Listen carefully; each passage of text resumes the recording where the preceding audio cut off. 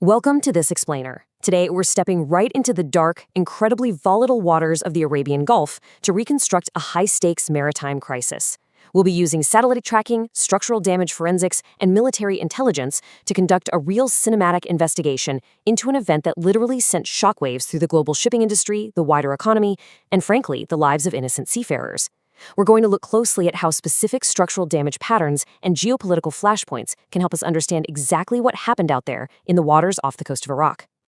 So the massive question we really have to untangle today is this. How did a completely neutral commercial cargo ship become the victim of an escalating shadow war? We are plunging directly into the explosive events of June 1, 2026. The vessel at the heart of our investigation is the MSC Sariska V. Imagine this. She's a 36-year-old container ship stretching 294 meters long with a capacity of nearly 4,000 TEU. She'd actually been operating continuously within the Persian Gulf since October 2025, just moving vital regional cargo. But on this particular morning, her routine voyage violently intersected with a massive international conflict. Okay, let's dive into this vessel's automatic identification system, or AIS, tracking data. The MSC Sariska V had just finished discharging her cargo at the Iraqi port of Qasr. She was navigating outbound through the Khor Abdullah approach channel, heading toward Qatar. The strike happened right exactly here, just 40 nautical miles southeast of Iraq's only deepwater terminal, near buoy number 5. She was still in what absolutely should have been a heavily protected, commercially safe corridor. Then, the strike itself was sudden, terrifying, and incredibly precise. As this massive container ship was departing the port, with an Iraqi harbor pilot still on board the bridge, mind you, the vessel was hit. And not just once, but twice. 2 distinct projectiles slammed into the ship. The first one hit the starboard side of the hull. The second struck the crew accommodation superstructure right after, triggering this massive explosion and igniting a fierce onboard fire. Suddenly, an everyday commercial crew found themselves in an absolute battle for their lives and their ship. Let's move to and see how this builds, because, well, this attack definitely didn't happen in a vacuum. To really understand the why here, we have to look at the 72-hour escalation timeline leading up to this moment. Following the outbreak of the U.S.-Iran conflict in late February, the U.S. military enforced a strict naval blockade of Iranian ports, and that move served as the direct trigger for this whole escalation. On May 29th, a U.S. aircraft fired a Hellfire missile into the engine room of the Iranian-linked bulk carrier Lynn Star in the Gulf of Oman, totally disabling it. 3 days later, on the morning of June 1st, a Chinese-flagged vessel actually successfully transited the Strait of Hormuz under a specific Iraq exception agreement. But then, just hours later, the MSC Sariska was struck. The context behind that Lynn Star incident is absolutely essential here. That vessel, according to U.S. Central Command, was attempting to run the active naval blockade. And that number you're seeing, 20, is crucial. That is the number of direct verbal warnings the Lynn Star reportedly just ignored from U.S. forces over a 24-hour period before the kinetic strike disabled its propulsion. For the Islamic Revolutionary Guard Corps, or IRGC, this U.S. enforcement action on the Lynn Star totally crossed a line, and it immediately triggered their doctrine of tit-for-tat retaliatory logic in the region. And that brings us to the formal justification. In a statement released through their official media channels, the IRGC Navy explicitly stepped up and claimed responsibility for the attack on the MSC Sariska V. As you can read here, they framed this strictly as a reciprocal operation in direct response to that U.S. strike on the Lynn Star. The IRGC claimed the targeted MSC container ship was affiliated with what they called the American Zionist enemy.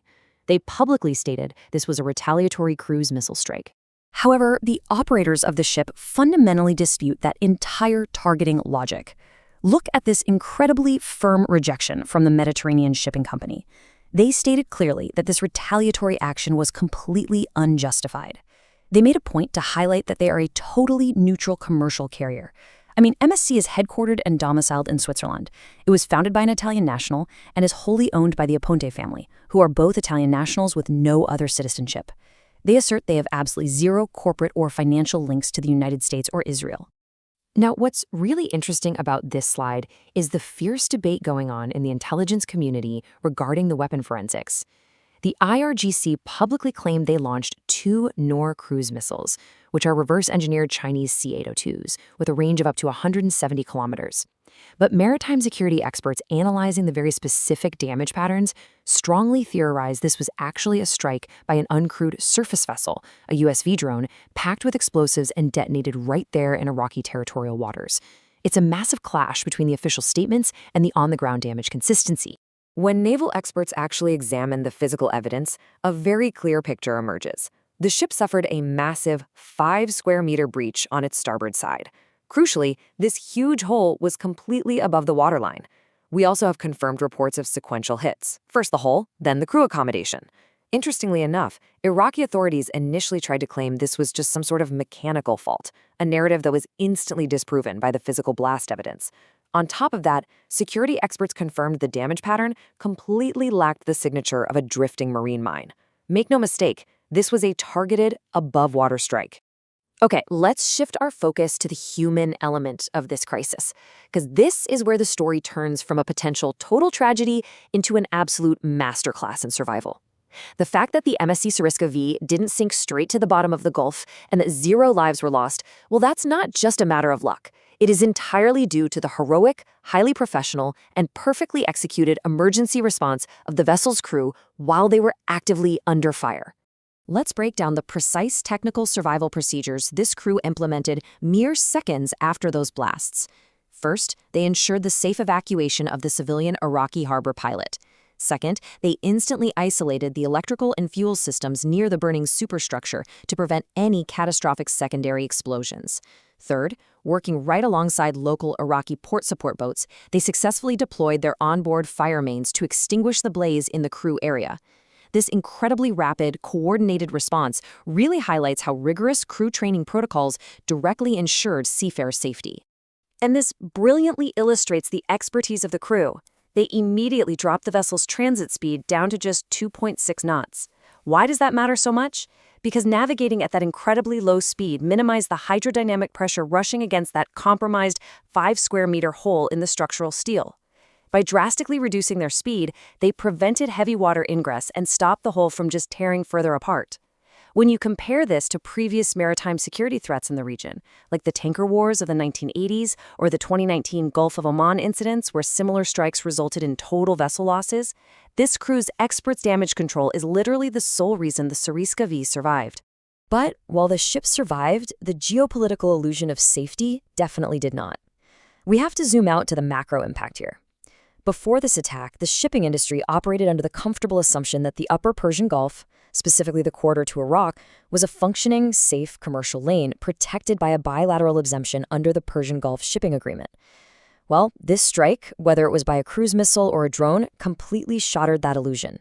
It proved without a doubt that even neutral vessels in third-party territorial waters are now caught directly in the crosshairs. The economic consequences of this realization are staggering, and they're cascading fast. We're seeing a massive supply chain and insurance shock.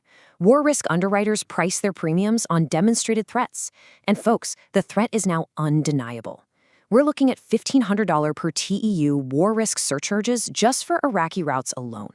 Gray Fleet vessels are facing jaw-dropping $2 million transit tolls.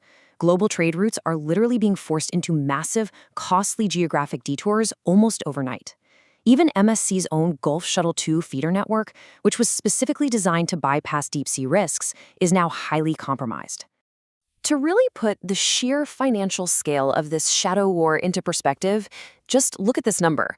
Brent crude oil prices have surged to $95.82 a barrel. That is a massive 33% increase since the wider regional conflict began. Every single time a neutral commercial vessel is targeted, every time an engine room is disabled or a hull gets breached, it sends major tremors through the global energy markets. The financial stakes of these maritime escalations are absolutely massive, and it affects everything from global manufacturing all the way down to the price of gas at your local pump. So the absolutely crucial point we're left with is this. We are rapidly entering an era where the traditional rules of maritime neutrality are being completely rewritten by missiles and drones. With innocent seafarers caught in the crossfire and skyrocketing insurance rates threatening to just paralyze regional trade, we really have to ask, can global supply chains actually survive these new rules of shadow warfare?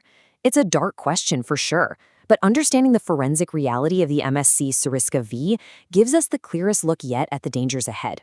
Keep questioning, keep learning, and thank you so much for joining me for this explainer.